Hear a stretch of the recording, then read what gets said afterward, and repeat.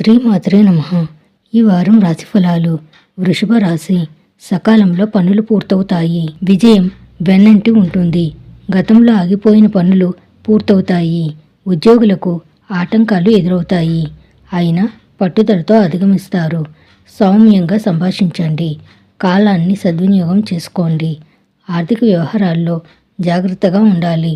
మానసిక ప్రశాంతత అవసరం. సప్తమ స్థానంలో రాశ్యాధిపతి శుక్రుడి సంచారం, లాభస్థానంలో శనీశ్వరుడి సంచారం వల్ల కొన్ని శుభవార్తలు వినడం, 1-2 శుభ పరిణామాలు చోటు చేసుకోవడం జరుగుతుంది. మంచి స్నేహ సంబంధాలు ఏర్పడతాయి. ఆర్థిక పరిస్థితి కాస్తంత మెరుగ్గా ఉండి దీర్ఘకాలిక రుణాలు సైతం తీర్చగలుగుతారు. రావాల్సిన డబ్బు కొద్ది ప్రయత్నంతో చేతికి అందుతుంది. మొండి బాకీ ఒకటి వసూలవుతుంది. వృత్తి ఉద్యోగాలలో అవకాశాలు పెరుగుతాయి.